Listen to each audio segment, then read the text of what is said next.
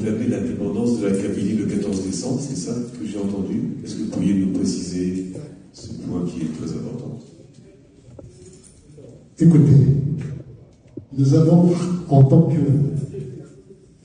militants de la première, j'ai commencé à militer personnellement très jeune, à l'âge de 18 ans, 19 ans. J'ai été arrêté 12 fois, condamné par la Cour de sûreté de l'État. J'ai échappé in extremis aux GIA aux islamistes qui avaient pris en otage l'avion de l'Airbus en 1995, à Noël 1994. En 2001, j'ai organisé le boycott scolaire en Kabylie pour toute l'année 1900 scolaire, 1994-95, et qui a débouché sur un résultat discutable peut-être, mais il y a eu un résultat.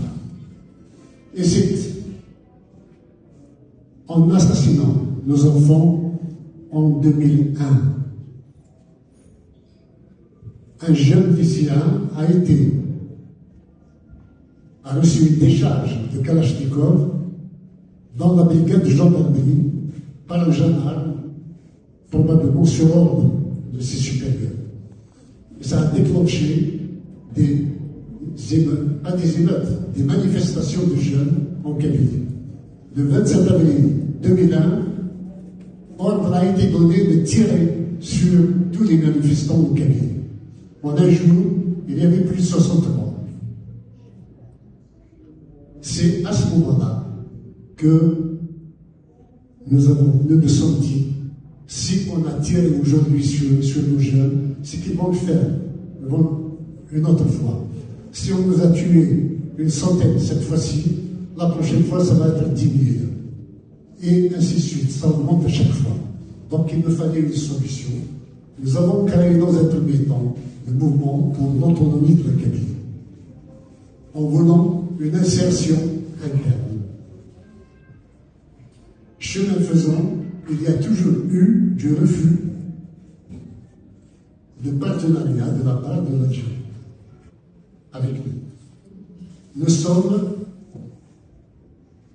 montés d'un cran en mettant sur pied le gouvernement kabyle en exil en 2010.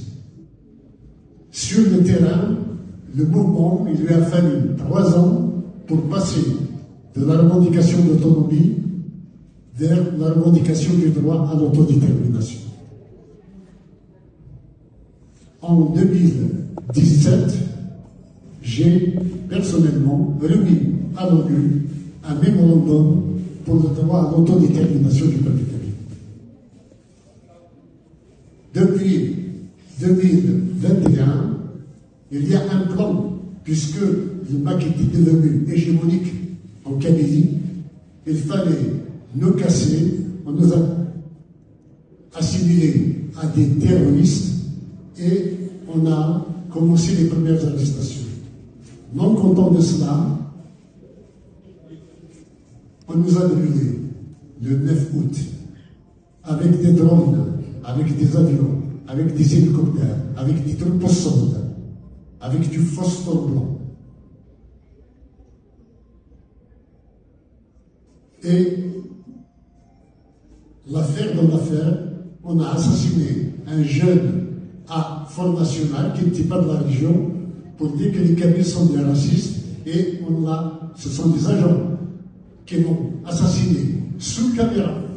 Les caméras sont toujours là. Les agents sont connus de tous, mais on a fait des rafles par la suite. Ça a servi de prétexte pour faire des rafles dans les milieux kabyles.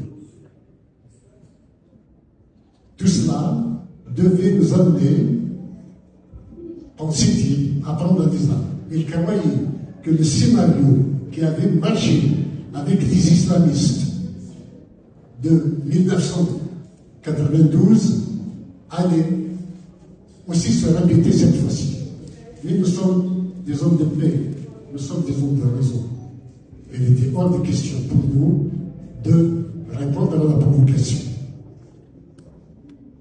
concluant notre travail, l'année dernière, nous avons proclamé la renaissance de l'État kabyle. La Kabylie avait un État au moment où la France était là-bas. Et quand l'Algérie fut créée en 1839, c'était le 14 octobre 1839, par décret, il y avait deux pays. Il y avait l'Algérie française et la Kabylie indépendante. L'annexion de la Kabylie n'a été tentée qu'à partir de 1857, puis après la rébellion massive des Kabyles en 1871 sous la houlette du roi Mourani.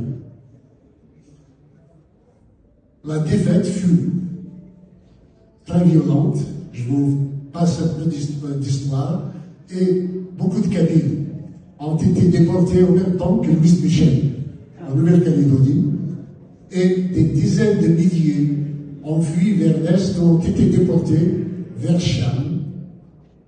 Il y a encore des milliers de Kabyles qui sont palestiniens, et que l'Algérie a refusé de réintégrer dans la nationalité, au prétexte que si on les naturalisait de nouveau, il n'y aurait plus de problème palestinien. Donc, quand nous avons rendu public, quand nous avons proclamé la renaissance de l'État kabyle, nous avons invité l'État algérien à des mesures d'apaisement, la libération des prisonniers, l'abrogation de la loi scélérate qui nous a signé à des terroristes que nous ne sommes pas, et à ce moment-là, on peut s'asseoir à la table des négociations. Nous n'avons pas été entendus. Nous avons reporté la date de cette déclaration à 2 reprises. Maintenant, faute de partenaires, il y a eu quelques tentatives d'approche de la part de Tebboune, en personne qui a envoyé des émissaires demandant à ce qu'on arrête cette déclaration d'indépendance. Nous avons posé des préalables, toujours les mêmes: libération des prisonniers et abrogation de la loi scélérate.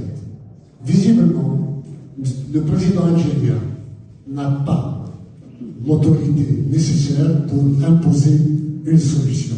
Donc, faute de partenaires, nous sommes dans l'obligation de proclamer l'indépendance de la Kabylie le 14 décembre.